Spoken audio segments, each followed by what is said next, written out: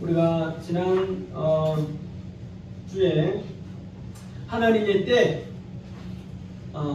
때가 있음을 인정하십니까? 아멘. 모든 것에 때가 있음을 우리 희성이도 인정하시죠? 근데 더 중요한 것은 이 때를 누가 정하셨는가? 이것이 더 중요합니다. 이것에 또 우리가 놀라야 됩니다.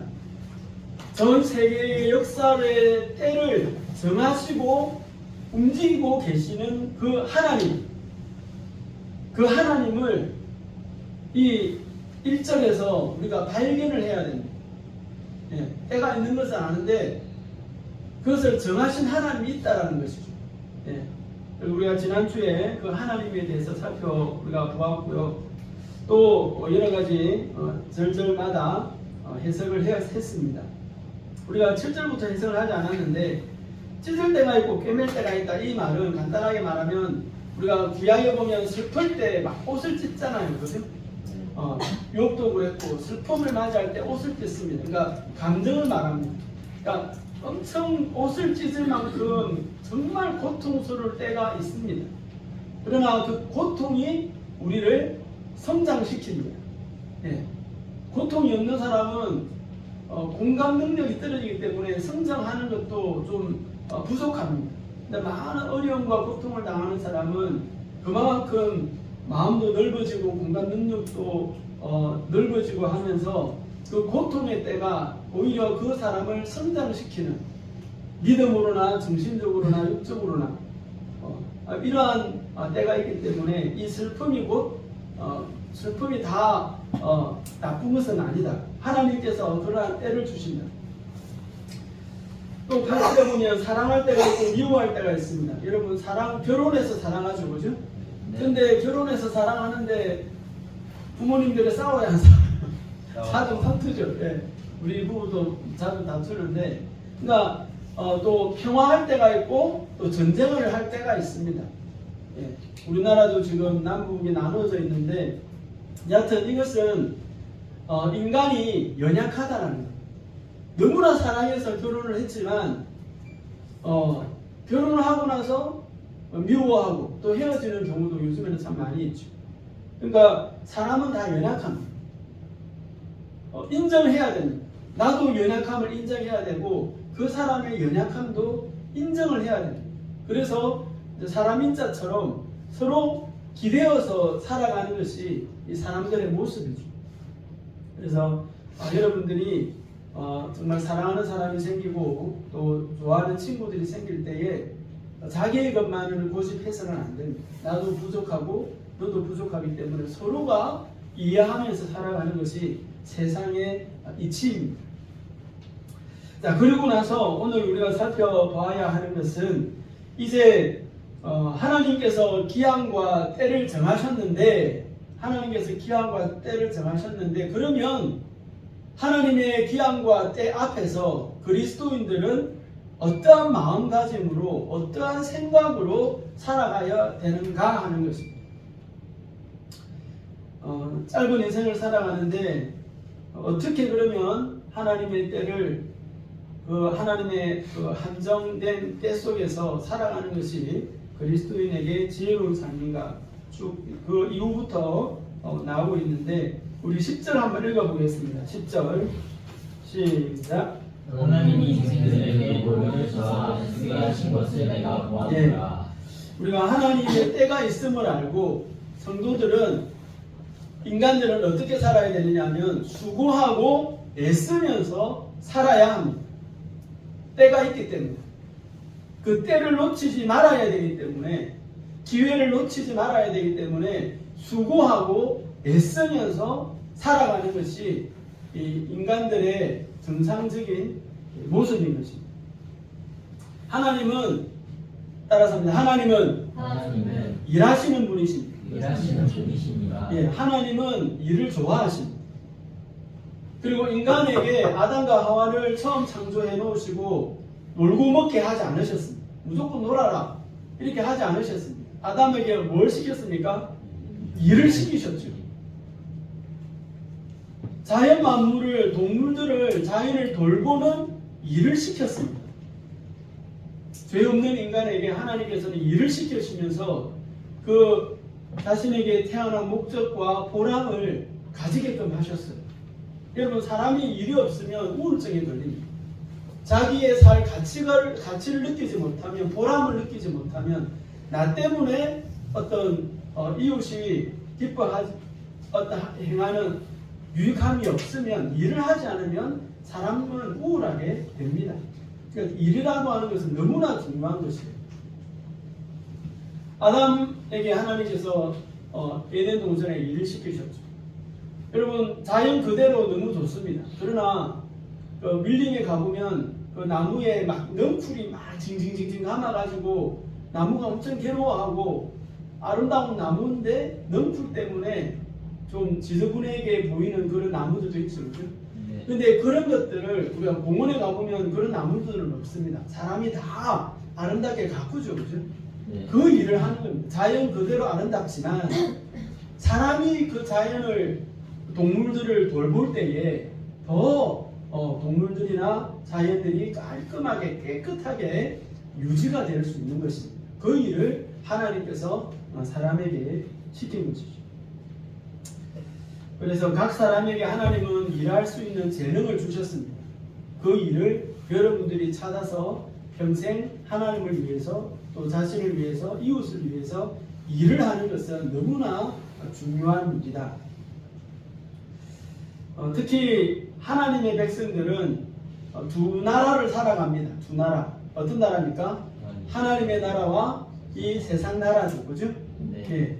우리는 세상 속에 있지만 하나님의 나라를 위해서 살아가는 하나님의 백성들입니다. 예, 그 나라를 우리 속에 주셨죠. 그래서 우리가 세상 속에서 일을 한다고 할 때 이 두 나라를 위해서 일을 해야 됩니다. 우리가 십계명을 읽었지만 내 이웃을 사랑하라, 내 몸과 같이 사랑하라 하셨죠. 그죠? 네. 이것은 세상 나라를 위한 일이기도 됩니다. 중복이 되긴 하지만 믿지 않는 사람들을 위해서라도 우리가 일을 해야 됩니다. 네. 그래서 하나님은, 특히 하나님의 백성들은 더 부지런해야 됩니다. 하나님의 나라를 위해서도 부지런해야 되죠. 우리가 교회를 위해서 여러분 일을 하시기를 바랍니다. 하나님의 나라를 위해서 일을 해야 됩니다. 청소하고, 또 교회 속에서 정해진 자신의 위치에서 전도도 하고 또 봉사도 하고 하면서 하나님의 나라를 위해서 일을 해야 됩니다. 그리고 세상 나라를 위해서 또 일을 해야 되죠. 집안 청소 하고 있습니까? 집에 청소 좀 합니까? 집에? 네, 아니요. 네. 집 청소도 하고, 또 학교에서 청소를 하라고 하면 더 부지런히 하고, 그렇게 하면서 세상 나라에 대한 맡은 일도 해야 됩니다. 예수님께서도 달란트 비유를 보면은 곧 나가 장사하더라. 아멘 있습니까? 2달란트 받은 자와 5달란트 받은 자는 주인이 그 달란트를 맡겨놓으니까 곧 나가 장사하였습니다. 이 부지런함이죠. 주인이 다시 올 때에 그 2달란트 받은 자와 5달란트 받은 자는 그 부지런함으로 주인에게 많은 것을 돌려드렸지 않습니까? 그죠? 네. 그런데 1달란트 받은 자는 그 1달란트를 받아가지고 땅에 묻어두었습니다. 네. 주인이 올 때 아무것도 일하지 않고 1달란트 그대로 주니까 빼앗겼죠. 1달란트까지 빼앗겼습니다. 자문에서는 게으른 자여 개미에게 가서 그 일하는 것을 배우라. 그러니까 하나님은 게으르고 나태한 성도를 엄청 싫어합니다.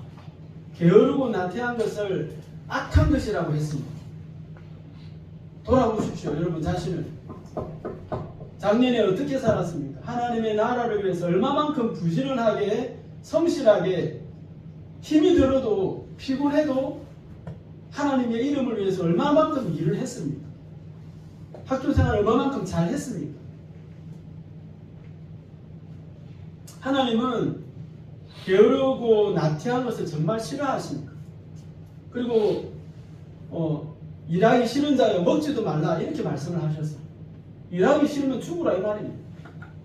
그만큼 하나님께서는 자신에게 주어진 재능, 자신에게 주어진 상황에서 게으르고 나태하지 말고 성실하게 두 나라를 위해서 일을 하기를 원하십니다.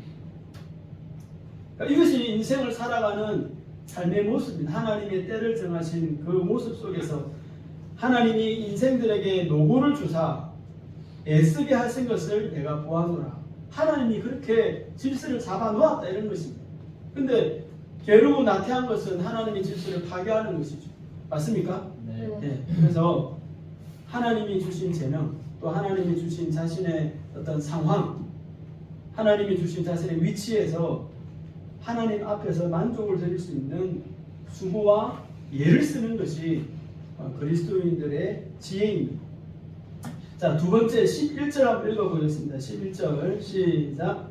하나님이 모든 것을 지으시되 때를 따라 아름답게 하셨고. 예, 우리가 때를 한계 속에서 살아가고 있는 저와 여러분은 하나님께서 그 때를 아름답게 하셨음을 믿어야 합니다. 믿기를 바랍니다. 네. 하나님께서 나의 때, 나의 인생을 아름답게 하셨다. 이것을 믿음으로 믿어야 합니다. 현실이 지금 당장의 현실은 그렇지 않을지라도 우리의 눈이 짧아서 그렇습니다. 영혼을 보시고 미래를 내다보시는 하나님은 지금 이 순간이 여러분들이 느낄 때는 터널이고 고통이고 어둠이지만 인생 전체를 바라보시는 하나님의 눈앞에는, 하나님의 시선에는 지금의 이 순간도 아름답다. 이 순간도 아름답다. 그렇게 하나님은 보십니다. 그러니까 하나님의 시선이 옳은 것입니다. 아멘이시죠? 아멘. 여러분의 시선은 한계가 있기 때문에 분별하지 못합니다. 하나님이 아름답다 하시면 아름다운 것입니다. 여러분 토이스토리 4 봤습니까? 토이스토리 4? 네. 거기 보면 본이라고 하는 여자아이가 나옵니다. 근데 그 여자아이가 유치원에 갔는데 되게 쑥스러움이 많은 아이예요. 만들기를 합니다. 근데 자기는 그게 준비를 안 해왔어. 그래서 쓰레기통에 있는 그 재료를 가지고 자그마한 인형을 만듭니다. 인형이라고 할 수도 없죠. 장난감을 만들죠. 그러니까 숟가락에다가, 기억납니까? 네, 숟가락에다가 플라스틱 숟가락 있잖아요. 플라스틱 숟가락에다가 거기 하드 나무 짝대기를 부셔진 것을 발로 붙이고 철사를 해가지고 팔을 만들고 눈가를 붙이고 해가지고 장난감을 만듭니다. 누가 봐도 이거는 정말 보잘것없는 장난감이고 쓰레기통에서 쓰레기로 만들어진 장난감입니다. 그런데 이 본인은 자기가 만든 작품이죠. 그래서 쓰레기를 뒤져서 만든 작품이지만 이 인형을, 장난감을 너무나 아낍니다. 너무나 사랑해요. 자, 이 세상의 모든 작품들은 하나님의 작품입니다. 믿기를 바랍니다. 네. 모든 작품들은 하나님의 작품입니다. 하나님은 이 자신의 작품을 너무나 사랑하고 아름답게 보십니다. 바퀴벌레라 해도 여러분 바퀴벌레 혐의가 있을 때 죽이세요.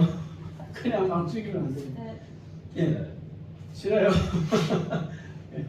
여하튼 하나님에게서는 이 바퀴벌레라고 해도 너무나 그 자신의 작품을 사랑합니다.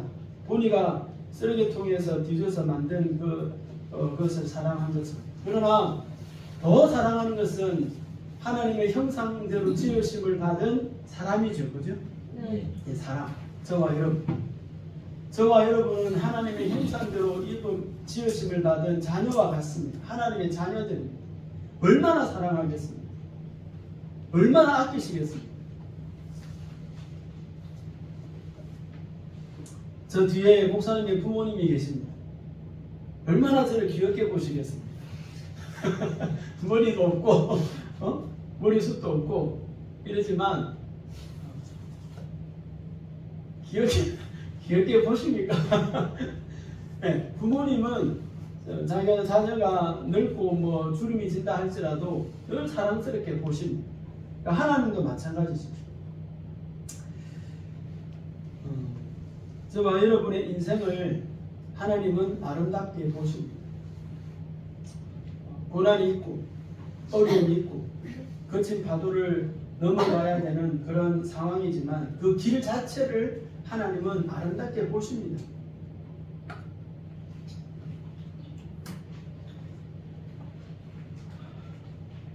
여러분이 자신의 길이 힘들고 또 나는 왜 이런 가정에, 나는 왜 이러한 학교에, 나는 왜 이러한 성격에, 나는 왜 이럴까, 이렇게 여러분들이 비관적으로나 나쁜 시선으로 그리스도인들은 바라보아서는 안 됩니다. 하나님은 나 자체를, 나의 인생 그 길을 정말 아름답게 보십니다. 그 길에서 넘어지고 그 길에서 피가 나고 힘이 들어하고 그 길을 걸어가기가 너무 힘들지만 그러나 하나님은 그러한 가운데서도 예수님의 이름을 부르며 하나님과 동행하는 그 길 자체를 너무나 아름답게 보십니다. 그리고 다 때가 있어요. 다 때가 있습니다. 전에도 이야기했지만 울어야 될 때 울어야, 웃어야 될 때 웃을 수 있습니다. 우리가 연극에서도 했지만 아버지를 떠나간 탕자가 아버지를 떠나서 허랑방탕하고 이렇게 또 돼지를 치는 그곳에서 돼지도 치고 돼지 사료도 먹고 그렇게 했지만 그런 모든 길 자체, 그러한 가운데서도 다시 돌아오는 그 아들을 아버지는 사랑스럽게 보시고 냄새가 나지만 그 아들을 안고 입을 맞추었습니다. 그 자체를 하나님은 사랑하십니다. 우리의 인생의 때를 사랑스럽게 보십니다. 그래서 여러분들이 여러분의 시선에 초점을 맞추지 마시고 어렵고 힘들지만 나의 이 시간을 아름답게 보고 계시는 하나님의 시선에 여러분들이 초점을 맞추고 하나님, 나의 이 연단의 시간, 나의 이 광야의 시간, 나의 이 고통의 시간도 하나님께서 정말 아름답게 보고 계시는군요. 나 또한 원망하지 않고 이 어려운 시간들을 기쁨으로 또 아름답게 내가 생각하며 이겨내겠습니다. 하나님의 시선을 내가 가지겠습니다. 이러한 믿음을 가지시기를 주님 이름으로 축원드립니다. 예. 지나고 보면 사실은 다 아름답습니다. 저 뒤에 계시는 울로 목사님, 사모님 너무나 힘드셨어요. 교회를 하시면서. 그러나 지나고 보면 다 감사하다고 합니다. 다 아름답다라고 합니다. 하나님께서 각각의 인생들은 어려움이 있고 또 힘든 일이 있었지만 지나고 보면 하나님께서 함께 하셨기 때문에, 도와주셨기 때문에, 그 걸음 가운데 하나님이 나와 함께 하셨기 때문에 아름다울 수밖에 없는 것입니다. 자, 세 번째, 또 사람들에게 11절에 보니까 또 사람들에게는 영원을 사모하는 마음을 주셨느니라. 영원을 사모하는 마음. 그러니까 하나님께서 때를 정하시고 한계를 정하셨습니다. 여러분에게 한계가 있으면 믿습니까? 예. 한계를 하나님이 정하셨습니다. 자신의 한계를 겸손하게 받아들여야 돼요. 자신의 한계를 겸손하게 받아들여야 됩니다. 하나님이 나를 여기까지 인도하셨구나. 이 능력까지 주셨구나. 이거 우리가 받아들여야 됩니다. 이걸 받아들이지 않으면은 원망하고 불평하고 하나님 앞에 막 대들기도 합니다. 하나님은 우리 한계를 정하셨습니다. 여러분, 진시 황제가 불로초를 구하죠. 죽지 않기 위해서 늙지 않는 그런 서복이라고 하는 사람에게 불로초를 구해오라고 합니다. 그러니까 그만큼 모든 사람들은 마음속에 영혼을 사모하는 마음이 있죠. 사람들은 다 영혼을 사모하는 마음이 있습니다. 그죠? 네. 믿지 않는 사람이라 할지라도 영원히 살고 싶다라고 하는 마음은 누구나 다 가집니다. 그러나 그것이 정상이에요. 왜냐하면 사람은 죽지 않기 때문입니다. 영원히 살기 때문입니다.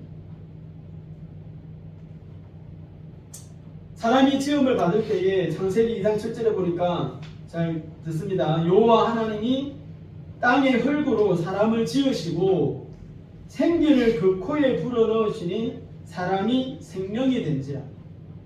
사람은 흙으로 지음을 받았습니다. 처음에 창조가 될 때 그때 그 흙으로 지으심을 받으시고 하나님의 호흡, 하나님의 호흡입니다. 하나님의 생기를 사람에게 불어넣으니까 사람이 살아있는 영이 되었습니다. 즉 죽지 않는 영원히 살아가는 존재가 되었습니다. 지성아, 사람이 영혼이 있지? 네. 영혼은 죽니 안 죽니? 맞죠. 예. 자, 지성이 우리 희성이도 잘 기억합니다. 사람은 육체와 영혼이 결합된 것입니다. 그래서 사람이 됐죠. 예. 육체와 영혼이 결합되었습니다. 육은 뭘로 만들어졌습니까? 흙으로 만들어졌습니다. 육체는. 그리고 영은 하나님의 호흡이 들어와서 영혼이 만들어졌죠. 맞습니까? 네. 하나님의 호흡은 죽지 않습니다. 영은 죽지 않습니다. 근데 몸은 이제 흙으로 만들어졌기 때문에 죽죠. 그러나 예수님이 오시면 육도 살아납니다. 왜냐하면 예수님이 부활하셨기 때문에. 그죠? 네. 예. 그래서 우리는 사실은 죽지 않아요. 인간은. 천국에서 영원히 살 것인지 지옥에서 영원히 살 것인지를 택하는 것입니다. 하지만 지옥에서 불에 있는 사람들 영원히 산다라고 말할 수 있나요? 아니죠. 영원히 죽는다라고 성경은 이야기를 합니다. 영원히 죽는다. 네. 하지만 천국에는 영원히 사는 삶이죠. 그래서 저와 여러분이 이 땅에서 살아갈 때 이미 우리는 구원을 얻었기 때문에 영원히 사는 존재의 믿음을 가지고 있어야 됩니다. 영원히 사는데 이 땅에서 우리가 잠시 머물고 있는 것이고 우리가 죽거나 예수님 오실 때는 영원한 천국으로 우리가 들어가는 것이죠. 이 영원입니다. 여러분이 이 땅에서 행복을 경험할 때 내가 이 땅에서 행복을 느껴요. 맛있는 거 먹을 때 행복하지? 예, 맞습니까? 뷔페집에 가면 행복하지? 그러니까 행복을 느낄 때는 천국의 행복을 상상해야 됩니다. 아멘입니까? 네. 예. 이 땅에서 행복할 때 이것과 비교되지 않는 행복이 있는 천국을 사모해야 됩니다. 영혼을 사모하는 마음. 고통스러울 때 어떻게 뭘 생각해야 됩니까? 천국을 생각해야 됩니다. 네. 그리스도인들은 우리가 지옥을 왜 생각해요? 행복을 느낄 때도 이것보다 비교되지 않는 천국을 사모해야 되고 고통스러운 순간이 있을 때도 이 고통이 없는 천국을 사모해야 됩니다. 아멘이십니까? 네. 부자일 때도 그리스도인들은 무엇을 생각해야 됩니까? 천국을 생각해야 됩니다. 돈이 많고 부자일 때 정말 호화스러운 집에서 살아갈 때도 그리스도인들은 천국을 잊어버리면 안 됩니다. 이곳과 비교되지 않는 천국에 비하면 이 호화스러운 집은 거지 같은 곳이야. 이렇게 생각하면서 아주 호화스러운 하나님의 축복으로 물질을 누리고 있는 상황 가운데서도 성도들은 비교되지 않는 천국을 사모해야 해요. 반대로 가난할 때도 마찬가지입니다.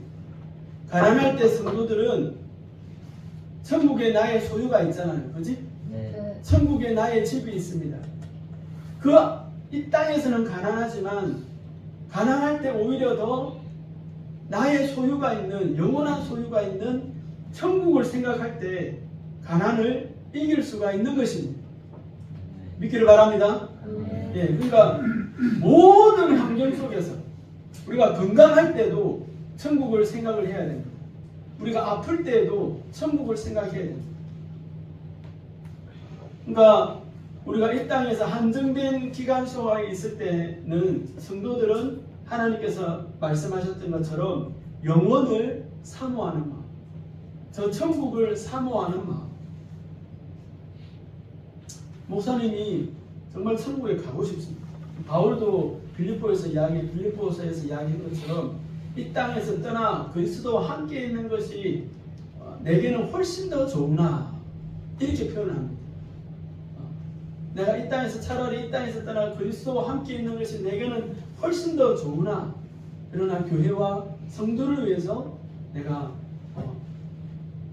더 유익하다 이 땅에 있는 것이 이렇게 고백을 하는데 여러분이 가난하든지 부자가 되든지 건강하든지 아프든지 행복하든지 고난 가운데 있든지 늘 영원 천국을 사모하는 마음으로 그곳을 바라보시기를 주님의 이름으로 축원드립니다. 네. 넷째 한번 읽어보겠습니다. 거기 11절 다시 한번 읽어보겠습니다. 11절 시작. 하나님이 모든 것을 지으시되 때를 따라 아름답게 하셨고 또 사람들에게는 영혼을 사모하는 마음을 주시느니라. 그러나 하나님이 하시는 일의 시종을 사람으로 측량할 수 없게 하셨도다. 아멘. 하나님의 시종을 사람이 측량할 수 있습니까? 없습니까? 없어요. 미래를 사람이 알 수 있습니까? 없습니까? 없어요. 없습니다. 미래를 하나님이 닫아 놓으셨어요. 그런데 무당이나 점집에 가면 미래를 사람들이 알려고 하죠. 예, 그 잘못된 것입니다. 예. 무당이 뭐 혹 몇 개 찍어가지고 맞출 수 있어요. 예, 그래 찍어서 맞추는 것이지 내다보는 것은 아닙니다. 예. 그러면은 하나님께서 측량하지 못하게 하셨습니다. 미래를 알 수 없게 하셨어요. 미래를 아시는 나의 미래를 아시는 분이 누구십니까? 하나님입니다. 이거 우리 정확하게 해야 됩니다. 자, 나는 내 미래를 알 수 없습니다. 그러나 나의 미래와 나의 모든 계획을 아시고 계시는 분은 하나님이시죠. 그러면 지혜로운 성도는 어떻게 해야 됩니까? 미래를 알기 위해서 막 계획하고 완벽하게 자기 미래를 세워야 됩니까? 하루하루 하나님과 동행을 해야 됩니까? 그렇죠. 그것이 지혜로운 성도입니다. 나는 성격이 완벽주의자야. 나는 올해는 이것을 하고 내년에 이것을 하고 3년 뒤에는 저 회사에 들어가고 완벽한 자기 계획을 세우는 것이 지혜로운 성도의 모습이 아닙니다. 지혜로운 성도는 하나님께서 그 시종을 측량할 수 없게 하셨기 때문에 지혜로운 성도는 나의 미래를 알고 계시는 하나님을 매일매일 더 가까이 하는 것입니다. 하나님의 뜻과 하나님의 말씀에 하루하루를 최선을 다해서 살아가는 것입니다. 하루는 최선을 다해서 살아가지 않고 계획만 해. 어리석은 것이죠. 그러니까 자기가 똑똑하다고 생각하면서 뭐 자신의 인생을 내가 다 계획할 수 있어 라고 생각하는 것은 불신자들이 가지고 있는 하나님이 없는 사람들의 인생의 계산일 수 있습니다. 그러나 하나님을 의지하고 살아가는 성도들의 삶의 모습은 하루하루 하나님을 가까이 하면서 하나님의 음성을 매일매일 들으면서 나의 인생을 하나님께 의지하면서 순종하면서 살아가는 것이 그리스도인의 미래를 준비하는 모습입니다. 믿기를 바랍니다. 미래를 준비하는 것은 하나님을 가까이 하고 매일매일의 말씀을 묵상하고 하나님의 음성을 듣는 것이 자신의 미래를 준비하는 삶인 것입니다.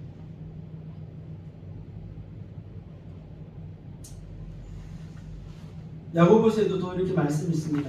들으라 너희 중에 말하기를 오늘이나 내일이나 우리가 어떤 도시에 가서 1년을 유하여 그곳에서 장사하는 자들아 그러니까 미래를 알지 못하고 자기 계획대로 살아가려고 하는 자들아 말합니다. 내일 일을 너희가 알지 못하는데 너희의 생명이 무엇이냐? 너희는 잠깐 보이다가 없어지는 안개니라. 이렇게 하나님은 인간의 한계를 딱 정해놓았습니다. 예. 그것에 우리가 수긍하고 인정해야 됩니다. 우리는 내일 일을 알지 못하기 때문에 매일매일 하나님을 의지하면서 하나님을 가까이 하는 것이 미래를 준비하는 지혜로운 성도들의 삶인 것이죠. 자, 다섯 번째 읽어보겠습니다. 12절을 시작. 사람들이 사는 동안에 기뻐하며 선을 행하는 것보다 더 나은 것이 없는 줄을 내가 알았고. 아멘. 우리가 한계 속에서 살아가고 있는 그리스도인들이 하나님의 때 속에서 지혜롭게 살아가는 것은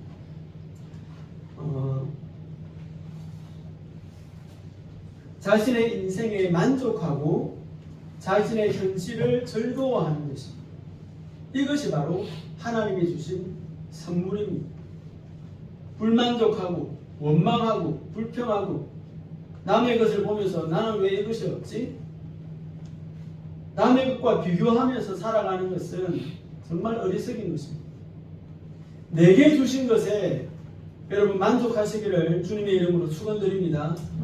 내게 주신 것에 만족하고 기뻐하는 것이 하나님의 선물입니다. 기뻐해야 될 것들이 있죠. 하나님께서 여러분에게 주신 것이 있잖아요. 그렇지? 네. 하나님께서 주신 것을 만족하고 기뻐하면서 사는 것이 하나님의 선물입니다. 그런데 있는 것에 만족하지 못하고 남의 것만 바라봐. 남의 것만 바라보면서 나는 왜 이것이 없냐고 막 하나님 앞에 원망하고 불평합니다. 그러면서 기쁨을 다 빼앗깁니다. 하나님이 선물로 주신 기쁨을 빼앗겨버려요. 사람이 사는 동안에 기뻐하며 선을 행하는 것이 더 나은 것인 줄을 내가 알았고 이렇게 이야기를 하기 때문에 여러분들이 자신에게 주신 그 길, 자신에게 주신 사명, 자신에게 주신 인생 이것을 만족해야 됩니다. 그리고 그것을 누리면서 기뻐해야 됩니다.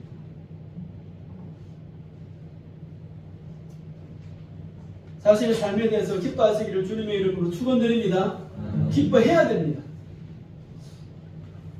점수를 열심히 공부했는데 점수가 안 나왔어. 지금 뭐 안 나올 수도 있지. 그런데 그것 때문에 막 원망하거나 하면 안 됩니다. 그냥 기뻐해야 됩니다. 내가 최선을 다했으니까. 내가 최선을 다해서 어떤 학교에 들어갔습니다. 대학교에 들어갔습니다. 그러면 기뻐해야 됩니다. 만족해야 됩니다. 기뻐하면서 선을 행하는 것이 하나님의 선물입니다. 인생에게 주어진. 그리스도인들은 그렇게 살아야 됩니다. 남에게 있는 것을 부러워하지 말고.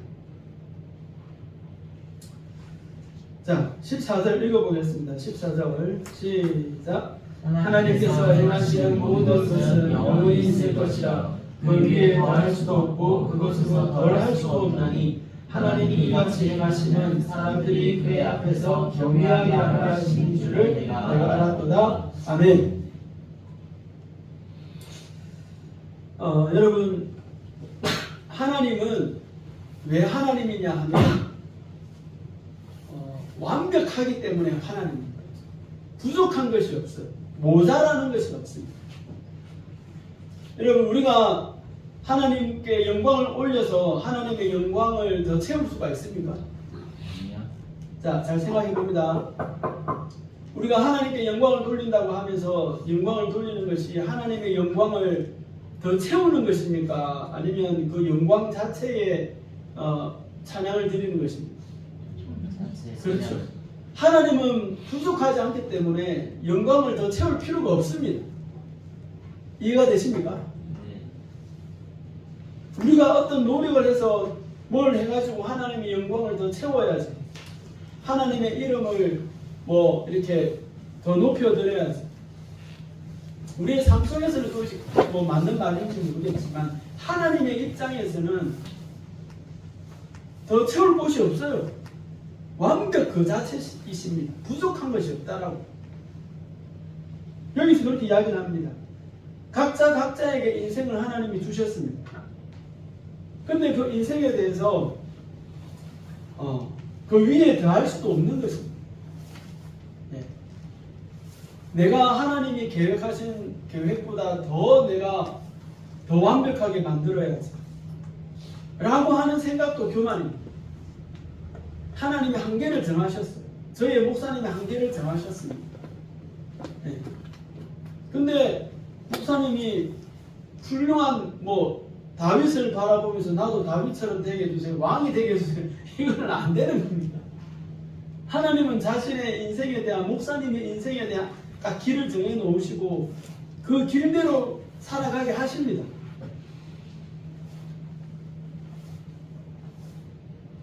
그러니까 기도할 때 영민이가 하영이가 기도할 때 하나님, 나에게 맡겨주신 내 인생길을 계획대로 잘 살아가게 해달라고 하는 기도를 해야 되는 거죠. 맞습니까? 네. 네. 그래서 그렇게 자신의 한계를 인정하다 보면 하나님을 경외할 수 있습니다. 아무리 내가 다윗처럼 왕이 되고 싶어도 못 됩니다. 못 돼. 목사님이 옥하는 목사님을 참 존경하는데, 하나님 제가 옥하는 목사님처럼 수만 명이 모이는 교회를 하게 해주세요. 안 됩니다. 이건 하나님이 정하신 것입니다. 못 하시는 것이 아니라 하나님이 정하셨어요. 그럼 인정해야 됩니다. 물론 하나님은 점점점 부흥시켜 가실 것입니다. 근데 그것도 한계가 있겠죠. 그죠? 목사님이 이제 20년 남았는데, 20년 사역이 남았는데 20년 동안의 사역에 최선을 다할 것입니다. 여러분과 함께 교회를 부흥시키기 위해서 최선을 다할 것입니다. 그러나 한계가 있습니다.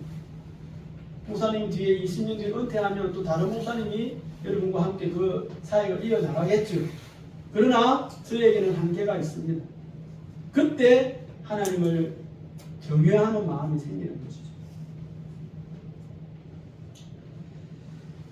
여러분, 자신의 인생에 복을 얻기 위해서 최선을 다해야 됩니다. 아멘이십니까?